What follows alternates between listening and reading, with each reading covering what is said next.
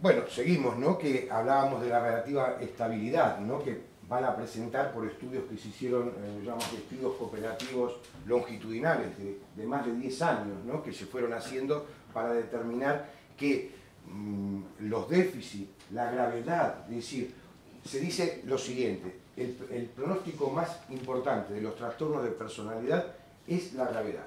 Por lo tanto, más allá del diagnóstico, y todos lo sabemos, los que estamos en la clínica, no es decir si es un trastorno límite, es, por ejemplo, por decir uno, es decir, es la gravedad del trastorno límite lo que nos va a determinar el pronóstico y la seguridad de un tratamiento adecuado. Y otro elemento que se quiso también eliminar era el excesivo, podríamos decir, subjetivismo al momento y llevar a una objetividad, como hay determinados instrumentos que permiten determinar si un paciente necesita o no hacer un tratamiento y de qué tipo.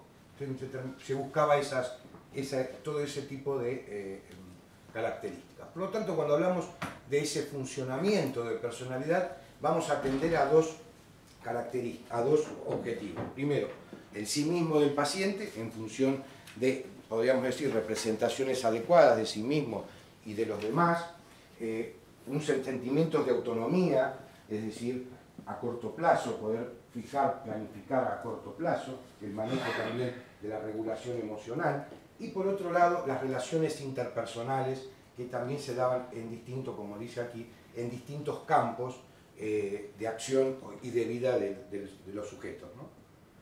De estudio. Bueno, ¿cómo quedó entonces la DSM-5? En el año 2010 se habían hecho una propuesta, 5 trastornos de personalidad, pero en la segunda propuesta para conciliar se pone un 6º trastorno, todos sabemos que fue el trastorno narcisista, que generó unas discusiones muy duras entre las distintas partes, y se agregó un trastorno específico de rasgo.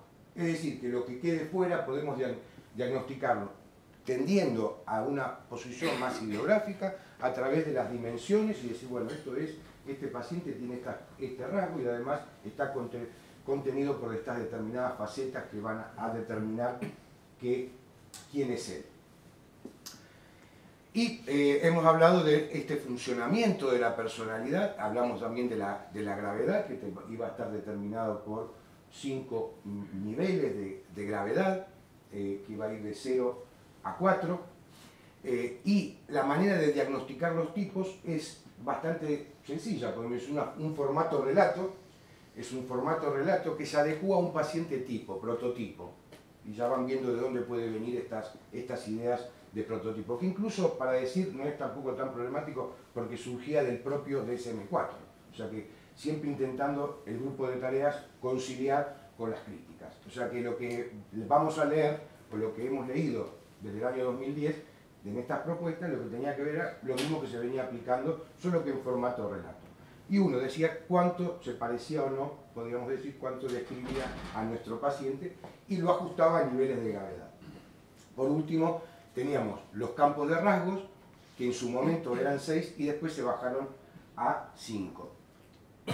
Que estaban determinados que son características, podríamos decir, lo define bien, son campos, características de los pacientes, incluso lo pone muy bien, como el pelo rojo, dice así, la DSM dice que son características de nuestros pacientes, que lo vamos a ver en la clínica, así de claro eso. Son amplios campos que van a estar a su vez construidos desde las facetas de esos rasgos, pero que no son patognomónicas de esas facetas, pueden ser compartidas por otros rasgos. El número, cuando empezamos nosotros a trabajar con esto en el año 2010, a investigar, eran 37 facetas. Y debido a la complicación, se bajó a 25. Se siguieron haciendo estudios. Entonces, hay una serie de elementos, como igual que en la DSM-4, para catalogar un trastorno de personalidad. Debe ajustarse a un déficit, como les he explicado antes, a un déficit que va de moderado a más. Moderado, grave, extremo, podríamos ya para que lo vayamos sabiendo, y que tiene que ver con estos elementos, tanto del self como las relaciones interpersonales. Debe tener uno o más rasgos de personalidad patológica y debe ser relativamente inflexibles y generalizados en un amplio rango de situaciones. El resto es parecido al resto del DSM-4, lo pongo separado porque esto es igual, que no tiene que tener otra enfermedad mental que pueda ocultar o que pueda interferir el diagnóstico, que no tiene que tener trastornos adictivos que evidentemente estén cursando en ese momento y confundan el diagnóstico, y que no sea explicado, digamos, por un tema más que nada cultural, bueno, igual que en la DSM-4. ¿Qué trastornos son? Bueno, que finalmente quedaron. Entonces vemos los que han quedado, y el importante también, trastorno de rasgo específico. Ponemos para que los puedan ver, son los que han quedado. Cada uno de estos entonces tiene su formato, relato, para ver si se adecúa a nuestros pacientes. A su vez están caracterizados específicamente por unos rasgos y a su vez esos están caracterizados por facetas. Así que se va construyendo piramidalmente el diagnóstico. Podemos decir, en algunos trabajos que hemos hecho, decíamos que había dos niveles de complejidad. Es decir, porque una de las críticas, esto es muy complejo. Entonces, ¿qué decíamos? Bueno, primero podemos decir que el clínico puede hacer un primer abordaje sobre la primera etapa, es decir, una primera aproximación al trastorno tipo y rasgos. Y la parte más delicada se va a ir conformando a medida que uno va teniendo, primero, confianza con el paciente, conocimiento del paciente y sobre todo a lo mejor dejándolo para un segundo momento donde también tiene que ver la experiencia del evaluador.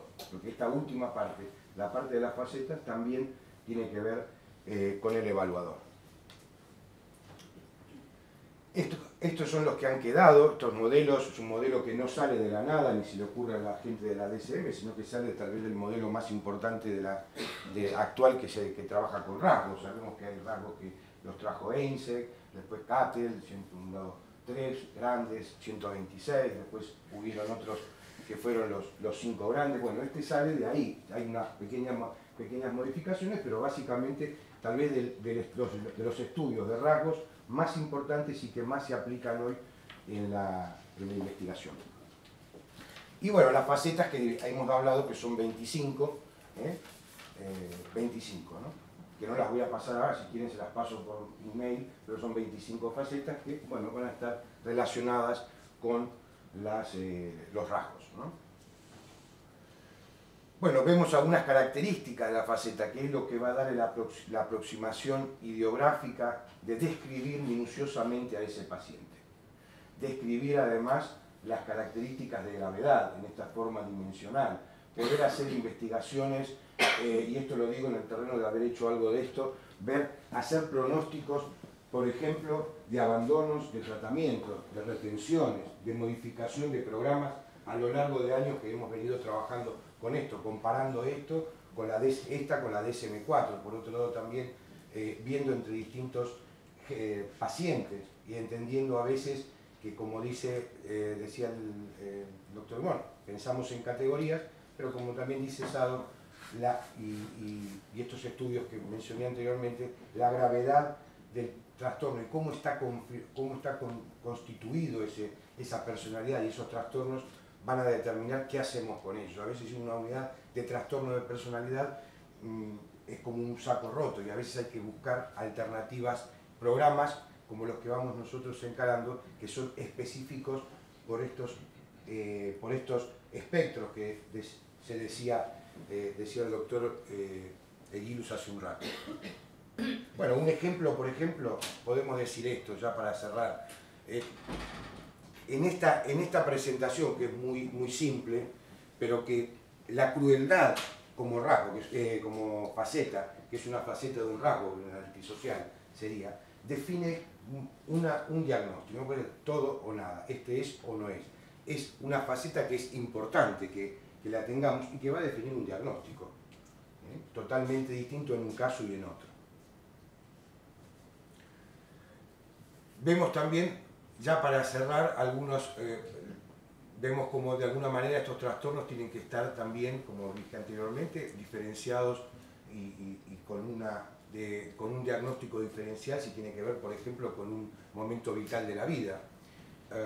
o si tiene algún problema de salud médica, o de alguna manera lo que hablábamos hace un rato con el trastorno esquizotípico y la esquizofrenia, que si bien forman parte en esta nueva de un espectro, son cosas totalmente distintas. No es que se mete todo dentro de en un mismo saco, sino que en realidad hay elementos que se habla de elementos y marcadores biológicos, formas de pensamiento, formas de experimentar determinadas cosas. Eso fue hecho ya Einstein, que en los años 70 también trabajó y diferenció entre los esquizotípicos y los borderline. O sea, es un estudio que se publicó en los años 70 y que entonces también es muy importante el tema del diagnóstico de los trastornos de personalidad, cómo está constituido en sus facetas, en sus rasgos, porque es algo muy importante. Acá vemos como un trastorno de depresión mayor, que habló el doctor Galletero,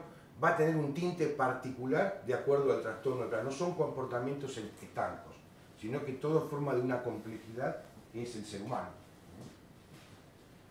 Bueno, para terminar, para aclarar, esto que les acabé de decir no tiene uso clínico, por lo tanto no vamos a trabajar. Sí, esto que es decir, no tuve uso clínico, que cuento una historia que tiene que ver con un proceso de trabajo que se hizo en distintas partes del mundo, donde Bilbao, Basurto, AMSA, el Hospital Basurto, de Psiquiatría de Basurto, el doctor González Torres está aquí con nosotros, que también hemos trabajado con ellos, Arantxa Fernández también, hemos trabajado con ella, y AMSA han trabajado en consolidar también, experimentar las propuestas del año 2010, o sea que venimos trabajando, y creo que bueno, probablemente dado que la experiencia que tenemos, probablemente sigamos trabajando, ¿no? Nos entusiasma. Cualquier cosa que quieran pueden consultar a estos mails y yo les mando información o traducciones que hemos hecho en su momento y compartirla con la comunidad asistencial o científica. Nada más, muchas gracias.